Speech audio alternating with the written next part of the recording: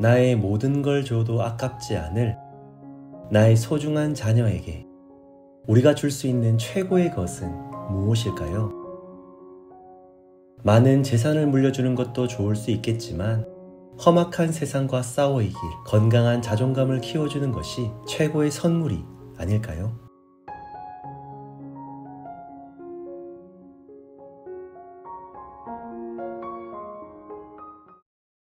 오늘 함께 읽는 책은 우리 아이 자존감을 키우는 부모 수업입니다. 저자 호시 이치로 작가님은 일본의 저명한 심리치료사이자 자녀 교육의 전문가인데요. 이분이 쓴 이 책을 통해 우리 자녀들의 자존감을 키우는 방법을 알아보겠습니다. 이분이 쓴 이 책은 총 6개의 장으로 구성되어 있습니다. 1장, 실패를 두려워하지 않는 아이로 키우는 법. 2장, 아이의 회복력을 키워주는 올바른 대화 습관. 3장, 성취감과 자신감을 불러일으키는 말의 마법. 4장, 아이의 자존감과 자신감 수업. 5장, 성숙한 자녀 교육을 위한 말하기 습관. 6장, 실패에서 배우는 자녀 교육. 이 책은 자녀의 실패에 대해서 어떻게 반응할 것인가를 중요하게 말합니다. 모든 부모는 아주 당연하게도 자기 자녀가 잘 되기를 바랍니다. 다르게 말하면 자녀가 실패하지 않기를 바라는 것이죠. 그래서 부모님들은 자신이 살아왔던 삶의 근거에서, 자신이 배워왔던 지식의 근거에서, 자신이 경험했던 인생의 근거에서 자녀들의 길을 가이드하려고 합니다. 이렇게 해야 잘 되는 거야. 이대로 안 하면 넌 실패해. 어쩌면 이런 부모님 밑에서 자란 자녀는 실패하지 않고 살아갈지도 모르겠습니다. 이 역시 다르게 말하면 부모님의 영향력 아래에 있는 동안에는 실패를 영영 체험하지 못할 수도 있겠습니다. 하지만 아이는 어느 시점에서 필연적으로 실패를 경험할 것입니다. 인생은 우리 마음대로 되는 것이 아니니까요. 사회에 나와서도 아빠가 시키는 대로 하면 돼 라는 식으로 무조건 아빠의 말만 따른다는 것이 가능한 것일까요?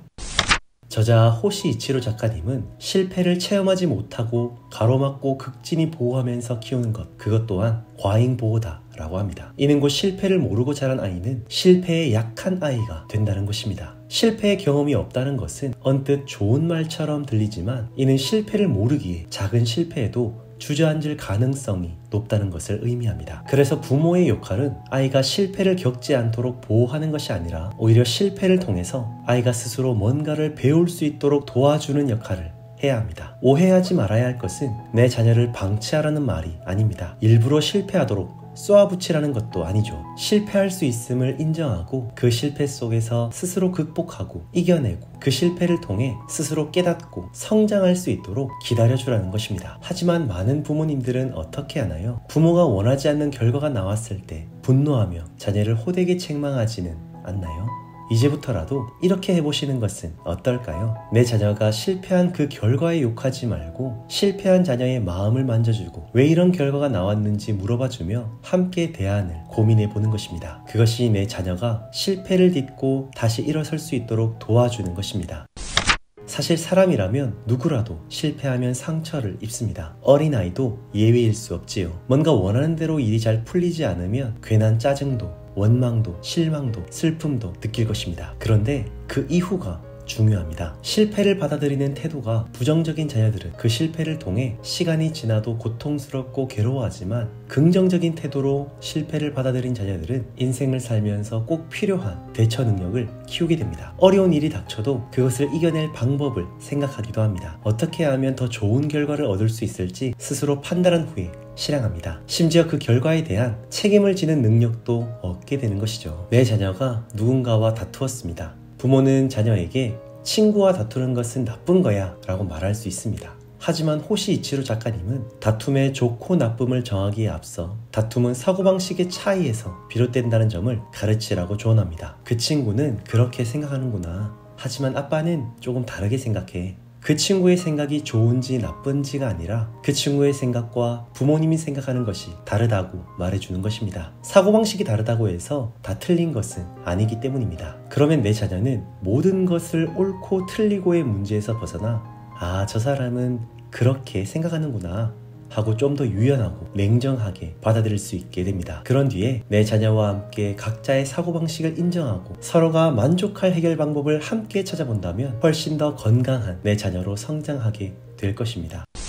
저는 이 책을 읽으면서 호시이치로 작가님께 부모 상담을 받는 느낌이었습니다. 이제 2살과 3살밖에 안 된 두 아들이지만 조금씩 내 마음처럼 되지 않는 육아를 경험하면서 어떻게 해야 할까 막막한 상황들이 있었습니다. 그런데 이 책, 우리 아이 자존감을 키우는 부모 수업을 읽으면서 나름대로 많은 도움을 얻었습니다. 특히 이 책의 좋은 점은 실제 상황을 예로 들면서 구체적으로 이렇게 해보라고 방향을 제시해줍니다. 또 다른 내용을 예로 들자면 작년 운동회 때 달리기 꼴찌를 한 내 자녀가 내일 있을 운동회를 가지 않으려고 하면 뭐라고 말할 수 있을까요? 전력을 다해서 열심히 하면 되잖아. 참가의 의의를 두면 꼴찌라도 창피하지 않아 라고 말할 수 있습니다. 하지만 이런 경우에는 만약 꼴등으로 들어올까봐 그게 창피한 거구나 라며 아이의 마음을 먼저 이해해 주는 겁니다. 여기서 꼴등이 핵심이 아니라 만약에에 중점을 두며 말해주는 겁니다. 그리고는 단순히 격려하는 말보다 용기를 심어주기 위해 일화를 들면 도움이 됩니다. 마라톤에서